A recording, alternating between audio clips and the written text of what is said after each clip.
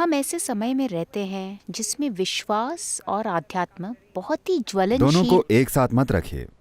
ठीक है, पहले विश्वास की बात करते हैं। हम ऐसे समय में रहते हैं जिसमें विश्वास निश्चित रूप से ज्वलनशील और आसानी से राजनीतिक बनाई जाने वाली चर्चा बन गया है। अगर विश्वास को व्यक्तिगत होना चाहिए तो आज ऐसा नहीं है। आज वाकई ऐसे फैसले लिए जाते हैं जो किसी के विश्वास को ठेस पहुंचाने पर आधारित होते हैं। आपने अभी भोजन की बात की। मैंने कहीं पढ़ा कि आपने कहा है कि भोजन में धार्मिक कुछ नहीं है, बस वो खाइए जो आपको पसंद है। नहीं नहीं नहीं, वो मैंने खाइए ये जो नहीं आपके लिए कहा। अच्छा मैंने है। कहा वो खाइए जो ठीक है, आपके वो लिए खाइए अच्छा जो है। आपके लिए ये दोनों अच्छा है। बिल्कुल अलग चीजें मैं हैं। खुद को सुधार लेती हूँ, वो खाइए जो आपके लिए अच्छा है।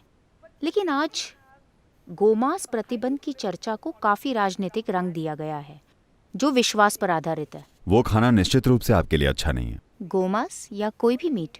मैं उसकी ठीक है, बात करूंगा, आप सवाल पूरा ठीक है, तो कीजिए। मैं इसे एक उदाहरण के रूप में ले रही हूँ कि विश्वास के आसपास राजनीतिक चर्चा कैसे होती है। आप लोगों के एक समूह के विश्वास और व्यक्तिगत आजादी में मिलाप कैसे करेंगे। मैंने पढ़ा है कि आप सलमान रश्दी की लिखी किताबें पसंद करते हैं। हम पहले देश थे जिसने उन पर विश्वास के नाम पर प्रतिबंध लगाया था। हम विश्वास और व्यक्तिगत स्वतंत्रता के बीच सामंजस्य कैसे लाएं? देखिए, ऐसा हमेशा कहा जाता है कि विश्वास पहाड़ हिला देता है। हाँ, लेकिन ये आपके दिमाग को जमा देता है। लेकिन आप इस दुनिया में जो सबसे बड़ा अपराध कर सकते हैं वो है पहाड़ को हिलाना। आपको पहाड़ों को नहीं हिलाना चाहिए, उसे अपनी जगह होना चाहिए। वो बस कहीं से गिरा नहीं है, वो विकसित हुआ है, क्योंकि कई तरह की शक्तियां निश्चित रूप से काम कर रही हैं। जबरदस्त गतिविधि हुई है पहाड़ बनाने के लिए। आपको पहाड़ को कभी नहीं हिलाना चाहिए। लेकिन जिनके दिमाग जम चुके हैं वे हमेशा पहाड़ हिलाने की कोशिश करते हैं। ठीक है, जैसा कि मैंने कहा, जब हम विश्वास की बात करते हैं, यह इस संस्कृति के लिए बाहरी चीज है। हमारे पास कभी भी इस संस्कृति में विश्वास नहीं था। आपको 1000 साल से थोड़ा पहले देखना चाहिए, जब से हम गुलाम रहे हैं। Here we have been told always, your life is your karma. यहां हमें बताया गया है कि आपका जीवन आपका कर्म है। कर्म मतलब काम। किसका काम? आपका काम। तो हम कह रहे हैं कि आपका जीवन पूरी तरह से आपने बनाया है। कोई ऊपर बैठकर इसे आपके लिए चला नहीं रहा। यह पूरी तरह से आपका है। लेकिन हर काम जो आप करते हैं, चाहे वो शारीरिक, मानसिक, भावनात्मक या ऊर्जा का काम हो, किसी भी तरह का आप काम करते हैं, उसका एक नतीजा होना तय है। अगर आप नतीजे के लिए तैयार हैं तो जो चाहे करें। आप नतीजा देखकर रोएंगे तो उस काम को अभी नियंत्रित करें। इसी पर आधारित है। आपने अभी भोजन की बात की। देखिए, भोजन को इस देश में बहुत ही ध्यान से समझा गया है। अगर आप बस इसे वापस ले आएं तो दुनिया सेहतमंद हो जाएगी। क्या आप समझे? यहां हमने अलग अलग तरह के लोगों को पहचाना है कि उन्हें क्या खाना चाहिए। अगर आप मेहनत कर रहे हैं तो आपको क्या खाना चाहिए। अगर आप व्यवसाय कर रहे हैं तो आपको क्या खाना चाहिए। अगर आप आध्यात्मिक प्रक्रिया में हैं तो क्या खाना चाहिए। शिक्षा से जुड़े होने पर क्या खाना चाहिए। ऐसा इसलिए है क्योंकि हर इंसान को अलग अलग तरह के शरीर की जरूरत होती है। आपको मिस्टर बोल्ट के साथ 100 मीटर भागने हैं तो आपको क्या खाना चाहिए। आप बस दिल्ली में काम करते हैं तो आपको क्या खाना चाहिए। आपको एक निश्चित तरीके से सोचना है तो आपको क्या खाना चाहिए। इन सभी के लिए हमारे पास स्पष्ट निर्देश हैं। जब भोजन की बात होती है तो इसका मतलब है हम एक अन्य जीवन चुनते हैं, चाहे वो कुछ भी हो, वनस्पति हो या जानवर हो। आप एक अन्य जीवन को लेते हैं और लेकर खाते हैं और आपको उसे अपना जीवन बनाना होता है। पूरी चीज यही है। आपका जीवन क्या है और वो जीवन क्या है। अगर आप ये देखें, दुनिया का हर जीवन धरती से आता है। वो शरीर भी वही मिट्टी है, ये शरीर भी वही मिट्टी है। अगर एक केंचुआ हो तो वो भी वही मिट्टी है। लेकिन देखिए, ये कैसा बन गया है, ये कैसा बन गया है और वो कैसा बन गया है। अगर मैं आपको केला पसंद है या आम? आम। आम। मुझे पता है आप इस समय राज्य चला रहे हैं। अब अगर आप एक आम खाती हैं तो वो आम आप में स्त्री बन जाता है। अगर मैं एक आम खाता हूं तो वही आम मुझ में पुरुष बन जाता है। अगर एक गाय आम खाती है तो वही आम उस गाय में गाय बन जाता है। ऐसा क्यों होता है? आपके अंदर एक तरह की जानकारी या सॉफ्टवेयर है। आप जो भी खाती हैं वो उसे स्त्री बना देता है। अगर मैं खाता हूं तो पुरुष बन जाता है, गाय खाती है तो गाय बन जाता है। तो हर जीवन जिस प्रकार से चल रहा है उस प्रकार की जानकारी के एक निश्चित आयाम की वजह से चल रहा है, या आधुनिक शब्दों में इसे सॉफ्टवेयर कह सकते हैं। एक निश्चित सॉफ्टवेयर है जो जानकारी की एक व्यवस्था है। अब सोच यह है कि जितना सरल हो सके उतना सरल सॉफ्टवेयर खाया जाए। अगर आप वैसा जीवन खाएंगे जो बहुत ही सरल सॉफ्टवेयर है, तो उस सॉफ्टवेयर को तोड़कर पूरी तरह से अपना हिस्सा बनाने की आपकी क्षमता काफी अच्छी होगी। जैसे जैसे वो सॉफ्टवेयर जटिल होता जाता है, ज्यादा से ज्यादा जटिल, तो उसे अपना हिस्सा बनाने की आपकी क्षमता कम होती है। विशेष रूप से अगर वो एक जानवर है जिसमें विचार और भावनाओं की कोई क्षमता है, अगर उसमें भावनाएं हैं तो आपको उसे नहीं खाना चाहिए। यही समझ है। एक जानवर जिसमें भावनाएं हों, जो भावनाएं प्रदर्शित करता हो, विशेष रूप से अगर वो इंसानी भावनाओं की तरह भावनाएं प्रदर्शित करता हो, तो आपको उसे नहीं खाना चाहिए, क्योंकि वो आपका हिस्सा नहीं बनेगा। वो जानवर प्रकृति प्रकट होने लगेगी।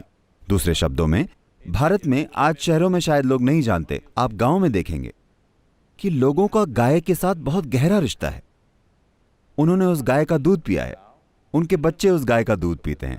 एक बहुत गहरा रिश्ता है। शायद आप न जानती हों, गाय एक ऐसा जानवर है कि अगर आपको कुछ होता है और आप किसी तरह के दुख में हैं, तो आपको गाय के पास होने की जरूरत नहीं है। गाय आपके घर में जहां भी हो, वो आपके लिए आंसू बहाने लगेगी।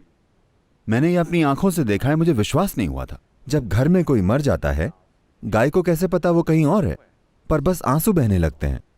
तो जब उसमें इतनी गहरी भावनाएं हैं, तो उसे मारना एक इंसान को मारने की तरह है। ये हत्या है या इंसान का मांस खाना है। तो इसलिए ये कोई विश्वास की बात नहीं है, ये धर्म की बात नहीं है। हमें लगा ये बुनियादी समझ है। जब हमें भूख लगे तो मैं आपको काट कर क्यों नहीं खा सकता? इसमें गलत क्या है? गलत क्या है, मैं पूछ रहा हूँ। लेकिन आप जो कह रहे हैं वो कई अन्य जानवरों के बारे में भी होना हाँ चाहिए, बिल्कुल। ना कि सिर्फ गाय के बारे में।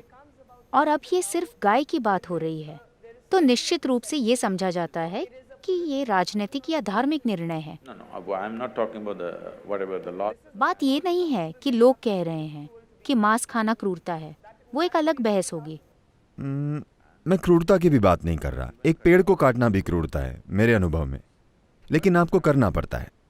लेकिन अगर आप जागरूक हैं तो आप उसे कम से कम करेंगे, न कि निर्दयता से। यही सब कुछ है। अब इस राजनीतिक प्रतिबंध की बात करें, गोमांस या जो भी, इससे कई चीजें जुड़े हैं।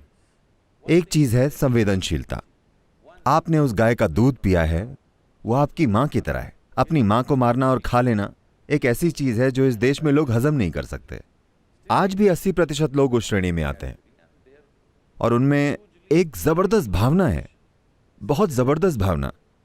पर क्योंकि उन्हें एक तरह से विनम्र बनाया गया है, इसलिए उन्होंने आक्रामक प्रतिक्रिया नहीं दी है।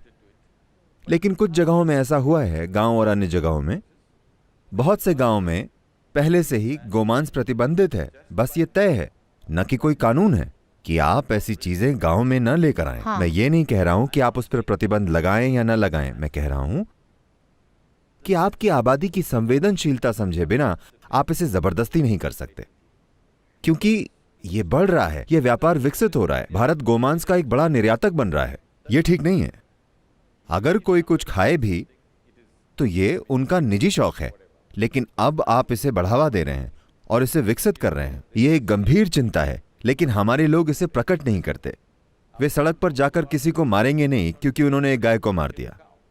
तो प्रतिबंध की जरूरत नहीं है। More education was needed rather than banning. ज्यादा शिक्षा की जरूरत है बजाय प्रतिबंध के। लेकिन आपने इस बारे में बात नहीं की कि विश्वास और व्यक्तिगत स्वतंत्रता में बार बार टकराव होता नजर आता है। किताब पर प्रतिबंध लगा, लोगों को पेरिस में मार दिया गया क्योंकि उन्होंने पैगंबर मोहम्मद का अनादर किया। तो ये कहाँ खत्म होगा? देखिए, हम धर्म के नाम पर हिंसा और राजनीति को कैसे रोकेंगे? अगर आप इसे रोकना चाहती हैं, आपको समझना चाहिए। आप कह रही हैं आज, ये आज नहीं हुआ है। पिछले 2000 सालों से विश्व का यही इतिहास है। लगातार ये हो रहा है पूरे विश्व में। सुसाइड बॉम्बर नए हैं। देखिए, आप धर्म युद्ध और अन्य चीजें भूल गई हैं जिन्हें इतिहास में दर्ज नहीं किया गया। करोड़ों लोगों को मारा गया भगवान के नाम पर, ठीक है? यह हमारे लिए नया है, लेकिन यहां भी हजारों लाखों को भारत के उत्तरी हिस्सों में मार दिया गया, सिर्फ इसलिए कि वे किसी में विश्वास करते थे। जब हमले हुए थे, कोई भी उनके बारे में नहीं लिखता क्योंकि हमने खुद नहीं लिखा, किसी और ने हमारे लिए इतिहास लिखा जैसे उन्हें पसंद था, क्योंकि इतिहास राजाओं द्वारा प्रायोजित किया जाता है। इसलिए उन्होंने अपनी मर्जी से लिखा और वे कहते हैं वे महान राजा हैं। लेकिन जो काम उन्होंने किए वो बिल्कुल भयंकर थे।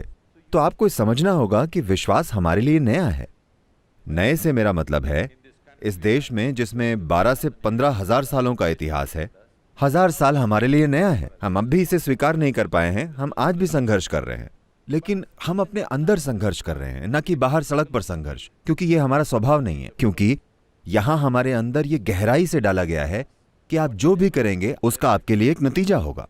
अगर आप फिर से जीवन लेते रहेंगे तो भी आपको नहीं छोड़ेगा, ये आपके पास लौट कर आएगा। ये बताया गया है, ये लोगों को नियंत्रित करता है।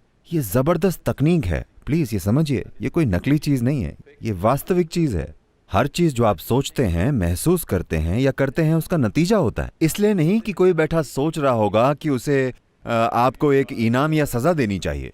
ये आपकी अपनी केमिस्ट्री में होता है।